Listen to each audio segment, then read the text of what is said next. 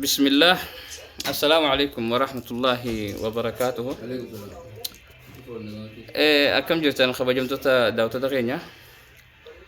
أكو بكم أسوا يرو دبرتها شرتي إما هريرو بيجوتو الله كينيا جوجي چمسو رتي قبتيلي ni barbaachise jaamu biyya teenyaaf yooni fi wantoota kana godhan hariiroon daran cimuu danda'a jaamu muraasa akkasiin haasisin ture. San keessaayis mootummaa federaalaa irraa maaltu eegamaa, hawaasa irraa maaltu eegamaa, mootummaa naannolee irraa maaltu eegamaa, akkasuma anarraayis maaltu eegamaa waan jiru tokko isin haasisin ture. Garuu amma wanni tokko kaniin amma shira deebi'ee gadi fageenyaan ibsu barbaadu. Immaanaa hojii wal qabatu hariiroo biyyoota ollaa keenyaa cimsuudhaaf daran cimsuudhaaf Somaliland irraa dubartii biriitu akkana fuusisaadhaan ji maal rakkina qaba kun waan rakkina qabu hin qabu bar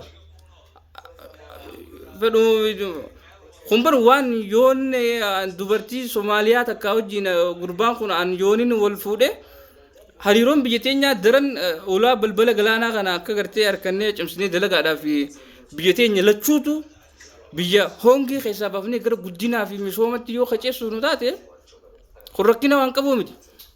Namuu dhimma kanatti yaada. Dhimmi kun dhimma jabaadhaa beekadha.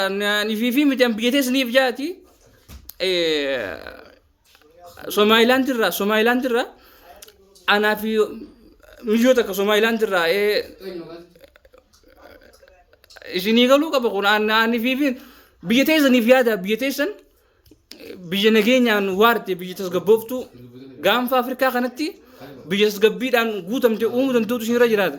Maaliif jennaan amma Itoophiyaa fi Somaaliyaan yoo hariiroo soddummaatiin yoo walitti jabaatan taate hariiroon biyya teenyaa kun daran cimaa nageenyi biyya teenyaa daran dagaagaa kun waan haaraa miti bar waan haaraa miti. Inumaa dhimmi hundarra jabaatu dhimmi kun dhimma gartee dhimma itti yaadamee dalagamuu qabu bar. Isin biyyattiisniif yaaddanii qoy. An bar biyya tanaatu ni yaachisa malee bar ifii miti anti salphaa bar. Amma dafaatii furmaata itti qannaa. Somalilandii fi Itoophiyaan hariiroo daran kaduru caalaa akka cimanitti fufaniif. Hatattamatti dhimma kana godha. Ambar fi miti baran nimbe akkana haala ambaree dulle qashtiidhaa beekadhaan an kana fi miti immoo kanaaf tadde dhimma kanatti yaada biyyi teenya gartee Itoophiyaa fi Somaliland kaduru caalaa tokkummaa fi jaalaan itti fufti nagaan naa tura wabillahi tawfiq. Assalaamu alaykum wa rahmatullahi wa barakatuh.